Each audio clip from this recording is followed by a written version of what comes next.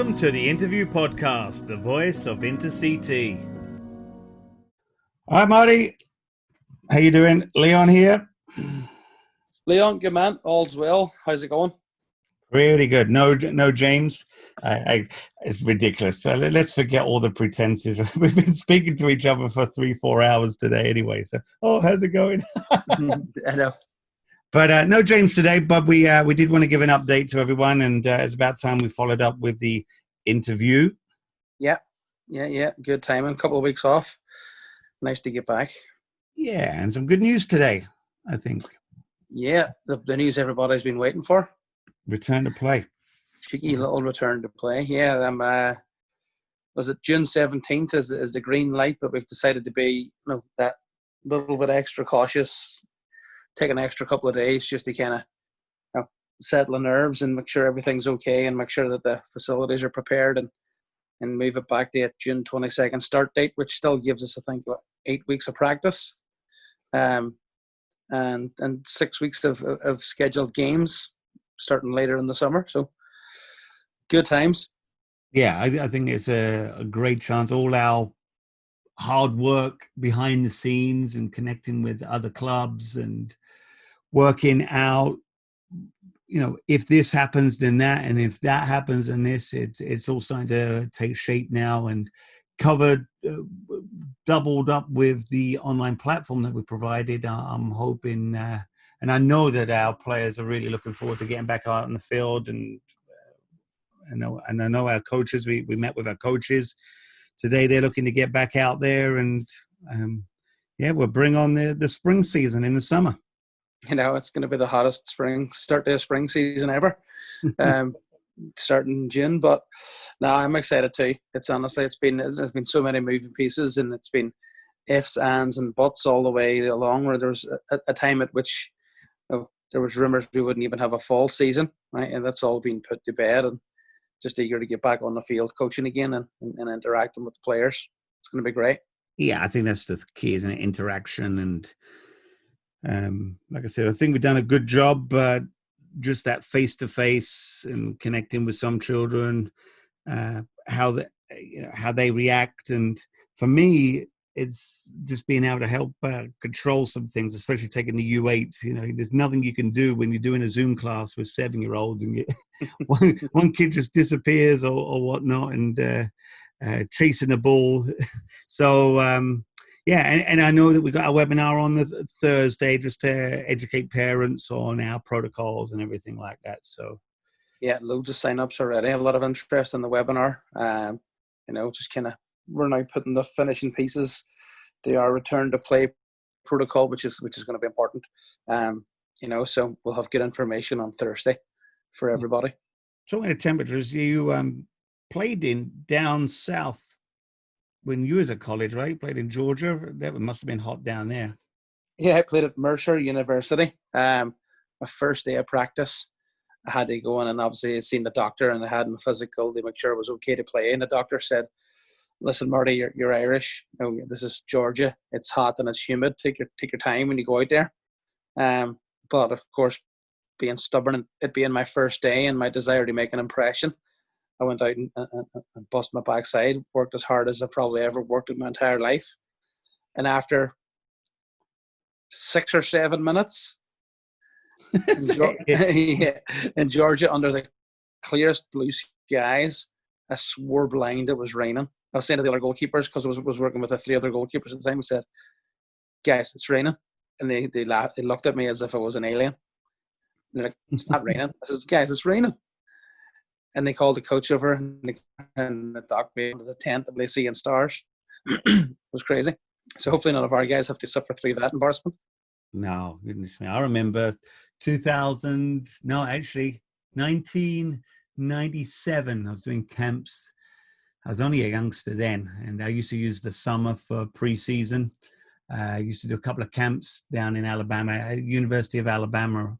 And my first year, I ended up in the trailer, as it were, and the air conditioning, and they had to put me to bed because I overdid it. But it was the same as you. But it sounds like your first debut for institution, you banged into the post. Your first game at Mercer, You Oh yeah, first impressions for me have always been a little bit wacky, way to make first impressions. crazy. Talking of webinars as well, though, we've had some fantastic feedback from Friday's one. Yeah, no, Stephen Birnbaum, right, the DC United captain. It was sometimes you talk to people and it's awkward, but he was so smooth. Like, you know, he had a really good mentality, good persona, really great advice for the players and parents that were on the call. So I felt that he interacted really well with you and I, and it came across quite well. So that was great. You know, we'll get everybody access to that interview, because some of the messages from him as a pro are necessary for players as they develop. So it's a great one. What did you take away most? Because I know it was great seeing the goal. You did a great job with adding the highlights as well. So our webinars are really interactive with the polls and the videos. So players could see how well how good he is in the air, and penalties as well. We saw him take a few penalties. But what were the takeaways that you got, rather than performance wise, more on the mental side? The biggest part of what he said, which I loved the most, was just his attitude towards training. You know, it's something that we try and get across to the players as often as possible. Like, when you show up to training, it's a real opportunity to improve and a real opportunity to impress both your teammates, the coaches. And he feels like, even though he's a captain of DC United, he still feels he needs to prove himself in every practice to get better, and has aspirations to do so. And the video where his teammates were paying compliments to him, he says he just never gives an inch in practice. It's always good training attitude, good training effort, leads by example. And I thought that was the best. It's the biggest lesson that young players can take. Sometimes it's easy to take a soccer practice for granted. Hopefully our guys don't take these 8 weeks for granted, given the fact that they just missed the spring season. So it's a good lesson leading into the next phase of their development. I know we had some good news last week with football for all.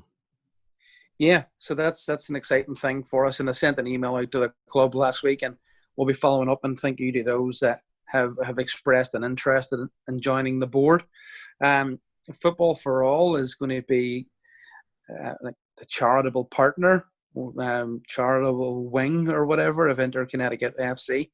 And it was born initially out of trying to make Inter-Connecticut FC more accessible to players who might not, for one reason or another, have the access, to our coaches, to our facilities, to our club. It's kind of evolved throughout the course of this pandemic to be a catalyst for returning players who may be struggling and have families that are impacted kind of financially or from a work perspective due to the virus, to help those guys kind of remain with us, because I know some were fearful that they might not be able to afford to play soccer next year. So it's evolving always, so there's other aspects to it as well. We want to kind of use it to develop the facilities. We want to use it to provide great experiences to our players and other things too. So, once we kind of get it up and running in the next couple of weeks, it'll be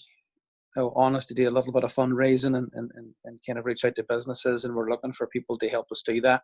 And hopefully we can raise a lot of money and help a lot of people along the way. Yeah, and I know we talked about it at the webinar about creating those great experiences. And that could be, the great experience could be just playing for us, or it could be those once in a lifetime opportunities to go. And I know how influential the trips to Ireland have been for both the players and the parents. And if we can help in some way to do that, that will be fantastic. And I know when I was younger, I had some help along the way with both my soccer and some of the trips that I had. So if in some way I can help contribute to give back, and I know you've been very keen on that as well. So it's I know when we took over, it was something that we're both keen to do. So I think it can help. Yeah, I think it can help. I think there's unlimited potential, and delusions of grandeur. I see us being able to maybe help some people with some small college tuition scholarships further down the line, to reward academics, some stuff to reward kind of various forms of like social improvement work. We've got some really good kids in our club that are doing anti-bullying campaigns and all that good stuff. If we can, as a club, raise money and support all that and provide soccer and provide experiences, then I think we're on to a bit of a winner. Yeah, so really excited about that, and what would say to everyone, just look out for more information, and if there is anything that you can do to help, please reach out. Yeah, absolutely. And today as well, we have announced the Kemps.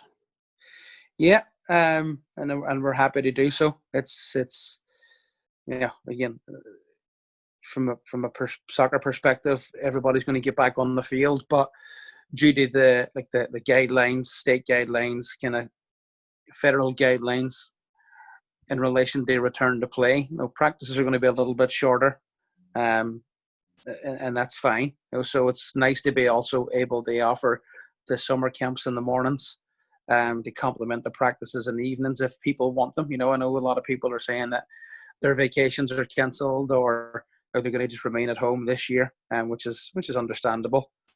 So they're always looking for something to do. So the ability to offer summer camps is going to be beneficial for some of our families. And again, we're kind of shortening the length of the camp and all that stuff, and making it very kind of specific so that it kind of follows guidelines that really put the health of the players at the forefront. And I think from a soccer point of view as well, I think we're kind of continuing with the small groups. Yeah, they've been successful. We had a small group camp last year, which was well attended. We had the small group clinics over the winter, which well attended, and people really felt that they benefited from a development standpoint. So, having these small groups, small numbers, intimate practice sessions with one coach, right? Because your typical summer camp was a little bit longer. You bounced from coach to coach to coach, and it was fun, and there's development in it certainly. But these ones, we're forced into changes, but the changes are actually going to be really good for player development. That's the update, right? Yeah, that's the update, right? And right now, it's all hands on deck to make sure everything's ready to get back on the field. The next month, it's 2 weeks today, the 22nd. So it's going to be 2 weeks of craziness and preparation, between our groundsman cutting the grass on the fields and us getting nets on the goals and all that sort of stuff, and making sure that everything's good and making sure everybody's clear as to what their responsibility is. Yeah, exciting to prepare for it, certainly, but we need to prepare as best we can, and everybody helps. Yeah, and in the meantime, I know we have our virtual camps, which utilizes our online platform, all free to inter-CT players. And I think that gives about 2 hours worth of work each day. Yeah, some learning, some technical, some ball manipulation, some physical stuff, and it really utilizes the work that the coaches have done in the past 12 weeks or so, and just a quick recap. And so at least the players have got something to do every day if they want to continue their soccer development. Yeah, and that's going to be great for us moving forward. It's going to be one of our biggest strengths as a club, the work that you've put into developing the online curriculum. Because we can do those 3-day, 4-day, 5-day virtual camps now, but we can also do these in the winter, so that we're more engaged with our players and families as we head into the winter break. Because what I've found is that the learning that the players have engaged in, they've really engaged in it. They've been active and they're kind of jumping onto my webinars and taking part in the polls and watching the videos and sending in homeworks and sending in videos of themselves playing. So, if we can do that and provide more soccer year round, at just the same cost as what it is they play for us, then we'll be on to a winner. Yeah, perfect. All right, mate. I'll catch you later.